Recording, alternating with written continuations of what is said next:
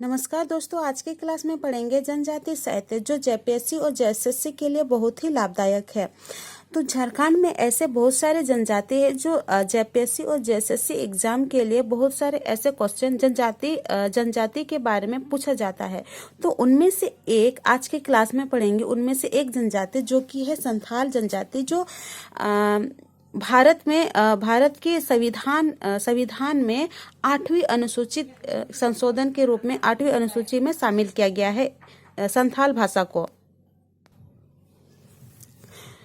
और संथाल भाषा को संविधान में 8वीं अनुसूची के रूप में शामिल तो किया गया, लेकिन संविधान में संथाल भाषा को 92वें संशोधन के रूप में शामिल किया गया है संथाल भाषा को। तो उनके साथ साथ 3 भाषा और को शामिल किया। संथाल के साथ साथ 8वीं अनुसूची में 3 भाषा को शामिल किया गया है।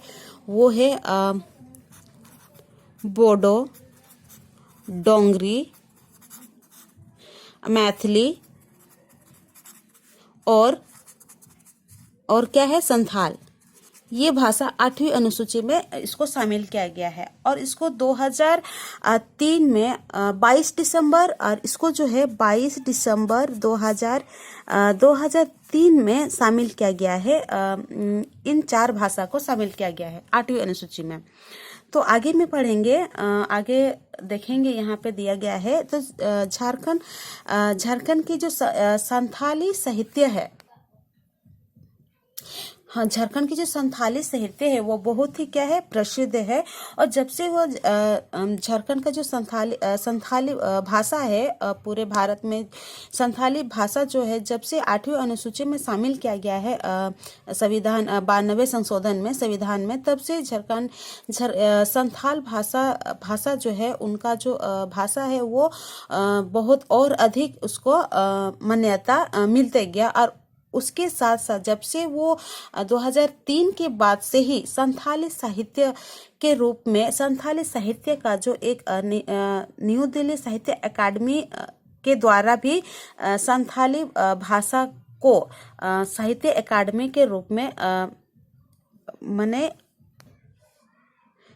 में लेखकों को पुरस्कारित किया जा रहा है। जो जितने भी संथाल भाषा के जो बुक लिखते हैं, जो उपन्यास हुआ, बुक हुआ, जो भी है, नाटक हुआ, तो उनको संथाली भाषा का जो साहित्य अकादमी के रूप में भी उसको नवाजा जा रहा है। अभी आगे देखते हैं, इस भाषा का मतलब संथाली भाषा का संबंध, इस भाषा का संबंध अष्टक या अगिनीय भाषा के भाषा परिवार से हुआ है। तो संथाल भाषा का जो संबंध है, किसके परिवार में हुआ है? तो अष्टक या अगिनीय भाषा परिवार से संबंधित है संथाल भाषा। तो क्वेश्चन में ये भी पूछा जा सकता है कि संथाल भाषा किनके संबंधित भाषा है? तो अष्टक या अग्नेय भाषा परिवार से संबंधित है संथाल भाषा। तो क्वेश्चन ये भी हो सकता है अष्टक भाषा और अग्नेय भाषा के संबंधित में कौन कौन से भाषा है? तो अब ऑप्शन में दिए रहेगा संथाल, तब संथाल में टिक कर सकते हैं। आगे देखेंगे, प्रथम पुस्तक प्रकाशन, मतलब संथाल भाषा का जो प्रथम पुस्तक है, पहली पुस्तक है, वो 1892 में प्रकाशित हुआ है। उस पुस्तक का नाम है ए इंट्रोडक्शन। उस पुस्तक का नाम है a introduction to the Santhali language. जो प्रथम संथाल भाषा का जो प्रथम प्रकाशित पुस्तक है 1892 में प्रकाशित किया गया संथाल के बारे में। इस पुस्तक में संथाल के बारे में लिखा गया है और ये जो है रोमन लिपि से लिखा गया है। आगे देखते हैं, 1873 में देखते हैं, 1873 ईस्वी में एलो स्क्रैप रूट्स, जो संथाली भाषा का प्रथम व्याकरण इन्होंने लिखा, संथाली भाषा का प्रथम व्याकरण लिखा एलो स्क्रैप रूट, जो 1873 ईस्वी में इसको प्रकाशित किया गया है। तो क्वेश्चन ये भी आ सकता है कि संथाल भाषा का प्रथम व्याकरण कौन सा है, या फिर प्रथम ग्रामर, जो भी व्याकरण कौन सा है और वो कब प्रकाशित हुआ? तो आप कह सकते हैं 1873 ईस्वी में। और एलो स्क्रैप रूट जो संथाली भाषा ग्रामर का लेखक है। आगे देखते हैं, संथाल भाषा का प्रथम व्याकरण वो कौन सा किताब है जो प्रथम व्याकरण के रूप में प्रकाशित हो? उस किताब का नाम है a grammar of the Santhali language. उस किताब का नाम है a grammar of the Santhali language. 1867 ईस्वी में E.G. मन के द्वारा Santhali and the Santhali book लिखा गया। तो 1867 ईस्वी में वो E.G. मन जो लेखक है E.G. मन के द्वारा Santhali and the Santhali book को प्रकाशित किया गया, मतलब लिखा गया है। आगे देखते हैं 1868 ईस्वी में रे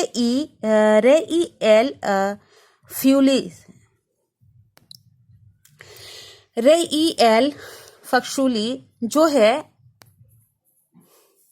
जो विकाबुलंग ऑफ द संथाली लैंग्वेज को लिखा गया है। वो कब उसको प्रकाशित किया गया है? 1868 ईस्वी में। आगे देखते हैं 1899 ईस्वी में केफ वेल जो संथाली से अंग्रेजी और अंग्रेजी से संथाली भाषा, अंग्रेजी से संथाली शब्दकोश मतलब डिक्शनरी को बनाया गया है। और इसका जो पहली डिक्शनरी जो है, शब्दकोश जो है संथाली से अंग्रेजी और अंग्रेजी से संथाली बनाया गया है। उनका उस किताब शब्दकोश का जो लेखक है केफ वेल, जो 1899 ईस्वी में उसको प्रकाशित किया गया है। आगे देखते हैं 1929 ईस्वी में पीओ बोर्डिंग एक लेखक का नाम है जो material for a Santhali grammar, इन्होंने भी संथाली ग्रामर को एक जितने भी संथाली इन्होंने भी एक बहुत ही अच्छी तरीके से संथाली लैंग्वेज को लिखा गया है। पीओ बोर्डिंग ने संथाली, वो क्या है, रोमन में लिखा गया है। ये जो संथाली लैंग्वेज का जो डिक्शनरी है पीओ बोर्डिंग ने रोमन लिपि में, उनके द्वारा रोमन लिपि में लिखा गया है। वो 1929 ईस्वी में उसको प्रकाशित किया गया है। आगे देखते हैं 1936 ईस्वी में पाल जुझार सोरेन ने एक मौलिक कविता का संग्रह किया है। एक क्या है, मौलिक कविता का संग्रह किया है। वो है ओन्होड़े का मतलब होता है कविता। ओन्होड़े का क्या मतलब होता है? कविता। संथाल में कविता को ही ओन्होड़े कहा जाता है। तो उन्होंने ओन्होड़े बुक को लिखा है, कविता बुक को लिखा है। वो है, उस कविता बुक का नाम है बाहा डालवा। क्वेश्चन में ये भी आ सकता है कि बाहा डालवा का जो ओन्होड़े बुक है वो किसने लिखा है? तो आप कह सकते हैं कि पाल जुझार सोरेन के द्वारा लिखा गया है। अगर ये हो सकता है कि पाल जुझार सोरेन ने बाहा डलवा बुक जो लिखा वो कौन सी साल में प्रकाशित हुआ या फिर कब उसका प्रकाशन हुआ है, कब लिखा गया है, तो 1936 में आप कह सकते हैं कि 1936 में लिखा गया है, मतलब उस टाइम में वो प्रकाशित किया गया है उस किताब को। आगे देखते हैं संथाल के प्रथम उपन्यास कौन है और उपन्यासकार कौन है, कौन सा किताब ने लिखा गया है, कौन सा किताब को लिखा गया है संथाल का प्रथम उपन्यास। तो संथाल का जो प्रथम उपन्यास है ये बहुत ही इम्पोर्टेंट है, जो एग्जाम में अक्सर पूछा जा सकता है जेपीएससी और जेएसएससी के एग्जाम में कि संथाल का जो प्रथम उपन्यासकार कौन है या फिर उपन्यास कौन सा उपन्यास है संथाल का प्रथम उपन्यास। तो हाड़ामा अतु इसको क्या बोलते हैं? हाड़ामा अतु, उसका अर्थ होता है हाड़मा का गांव।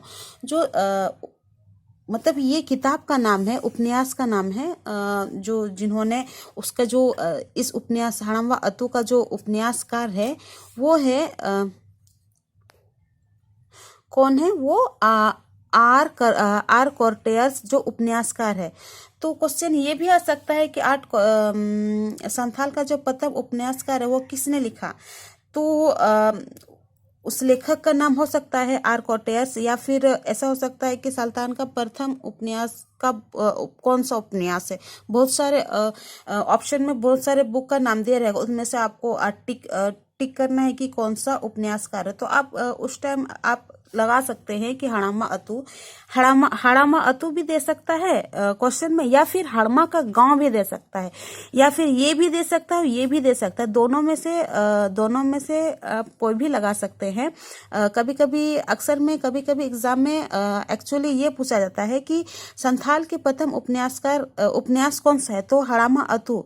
अगर ऑप्शन में हड़ामा अतु दिए रहेगा तो इसको भी टिक कर सकते हैं, या फिर ये हड़ामा अतु अगर नहीं दिए रहेगा, हड़मा का गांव दिए रहेगा, तो ये भी सही है, इसको भी टिक लगा सकते हैं। और ये जो संथाल का प्रथम उपन्यास है वो कब प्रकाशित हुआ, तो ये जो उपन्यास है 1946 ईस्वी में प्रकाशित हुआ। वो भी रोमन लिपि के द्वारा लिखा गया है। और ये जो है उपन्यासकार है, संथाल का प्रथम उपन्यासकार, ये भी रोमन लिपि में लिखा गया है। आगे देखते हैं कि संथाल का सेकंड उपन्यास की दूसरा उपन्यास कौन सा है, तो उसका दूसरा उपन्यास है मुहिला चेचेत दाई। मतलब मुहिला चेचेत दाई का मतलब होता है महिला चेचेत दाई, मतलब अध्यापिका, महिला अध्यापिका भी हो सकती है। मतलब कि एक टीचर है, अध्यापिका है, जो मतलब कि चेचेत महिला का मतलब हो लड़की, महिला का मतलब तो सभी को जानते हैं, लड़की होती है, लेडीज होती है, जो उसकी चेचेत का मतलब होता है शिक्षा देना। चेचेत दाई का मतलब है जो शिक्षा देती है, उसको हम लोग दाई भी बोलते हैं। तो जो शिक्षा देने वाली जो दीदी है उसको महिला सचेत दाई बोलते हैं। चूंकि दीदी महिला होती है तो इसीलिए महिला सचेत दाई। तो हिंदी में उसका अर्थ होता है अध्यापिका महिला, मतलब कि प्रिंसिपल जो भी हेडमास्टर है, अध्यापिका है, वो महिला भी हो सकती, महिला है, अध्यापिका महिला।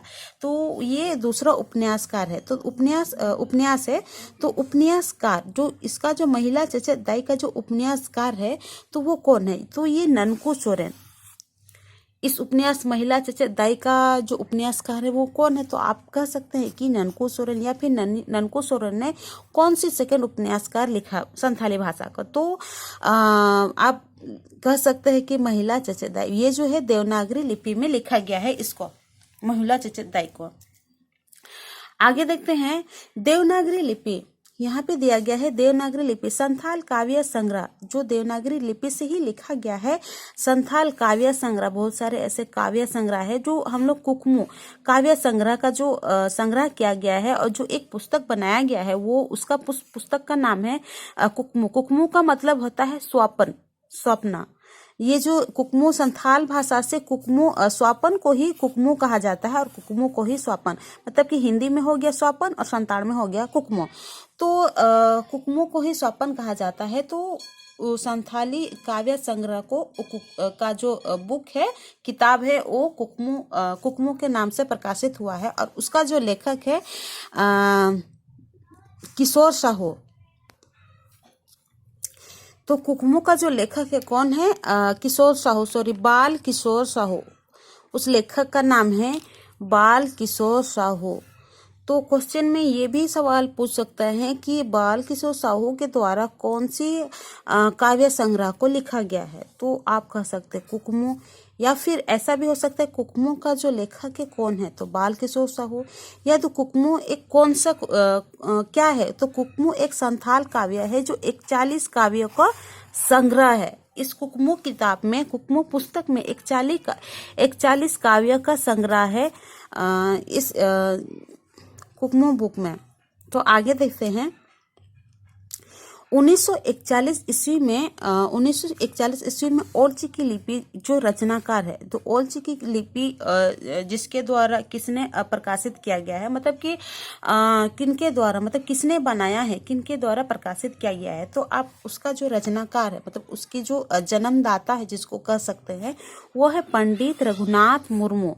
पंडित रघुनाथ मुर्मू के द्वारा ये ओलची की लिपि को बनाया गया, मतलब कि इसी ने, पंडित रघुनाथ मुर्मू ने ओलची की लिपि को बनाया है। तो इनके जो रचनाकार है ओलची की लिपि के, जो पंडित रघुनाथ मुर्मू, और वो ओलची की लिपि को कब उन्होंने प्रकाशित किया गया है, कब प्रकाशित किया है उन्होंने, 1941 ईस्वी में प्रकाशित किया है।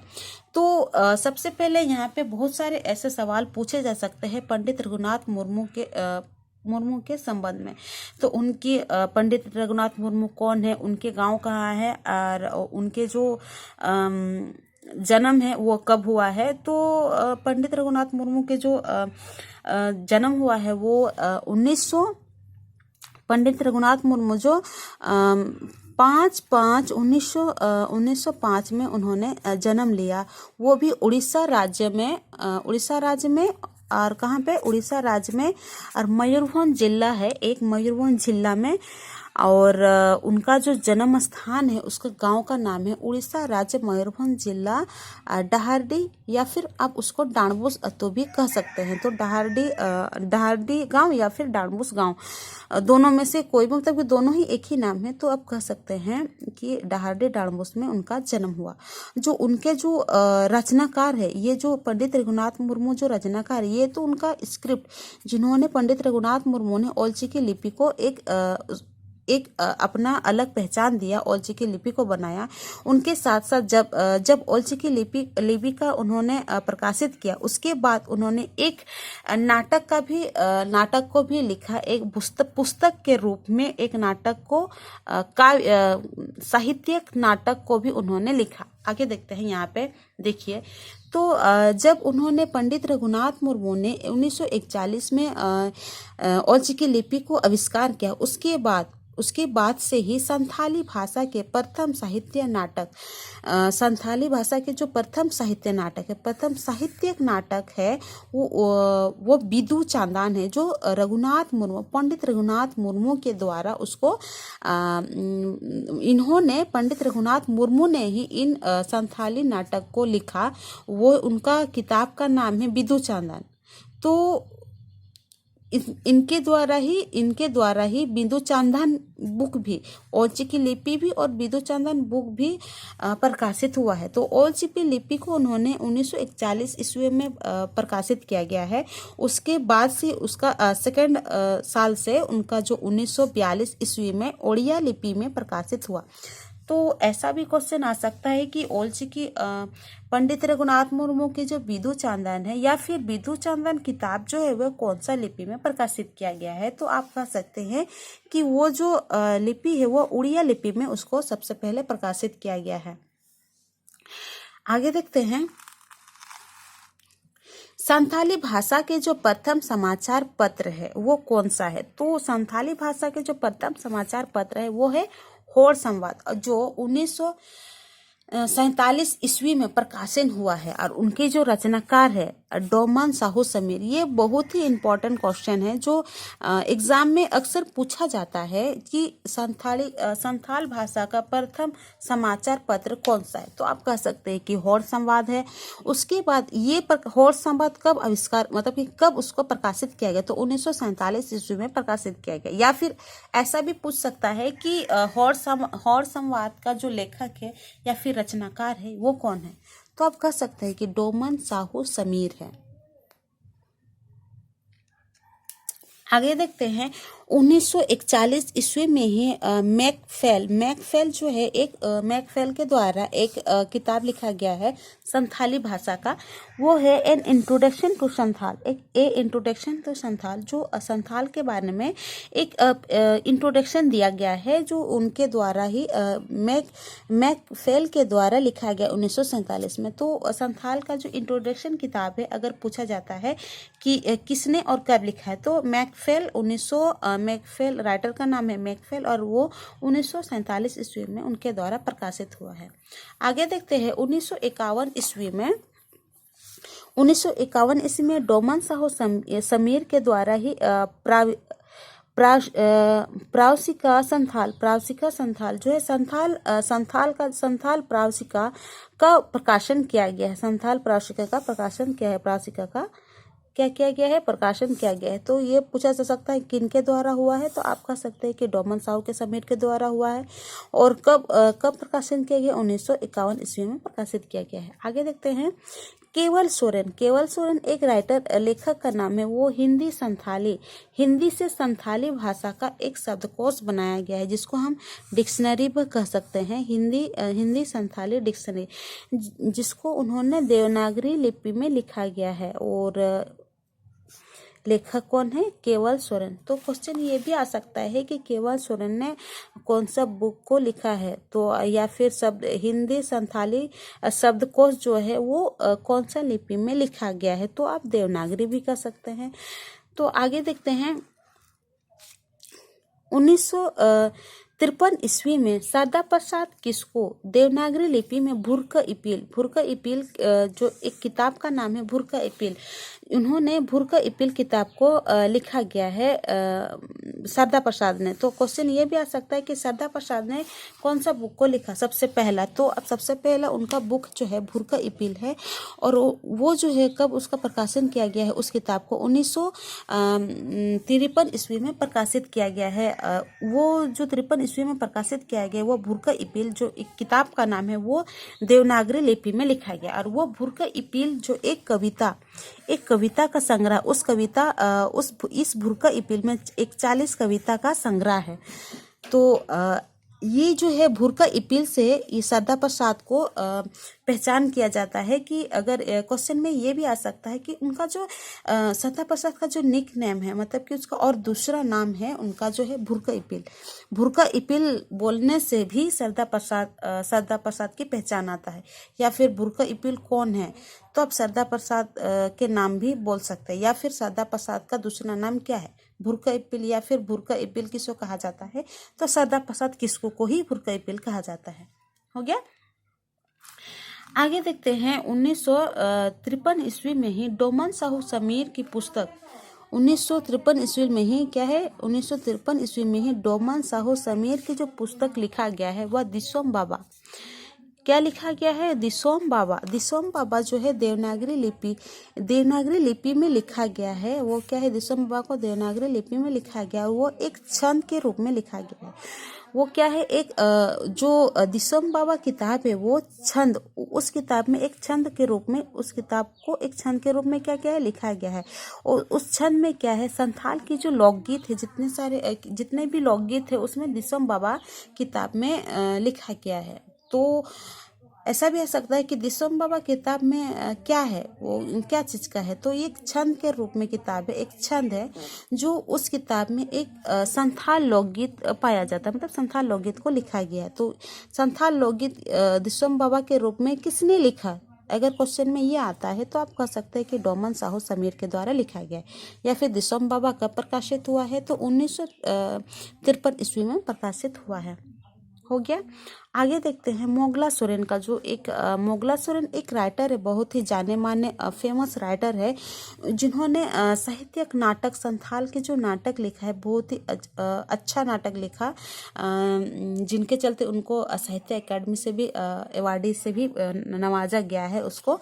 जो मोगला सोरेन जो है वो एक बुक लिखा, मतलब कि वो एक नाटक ड्रामा बुक लिखा। वो क्या है? संथाल ड्रामा जो नाटक के रूप में प्रकाशित किया गया है उसको वो रही रवा करना, उनका जो बुक का नाम है रही रवा करना। और जो रही रवा करना ये जो है एक संथाली नाटक है, जो इस बुक के नाम से ही, इस बुक से ही मोगला सोरेन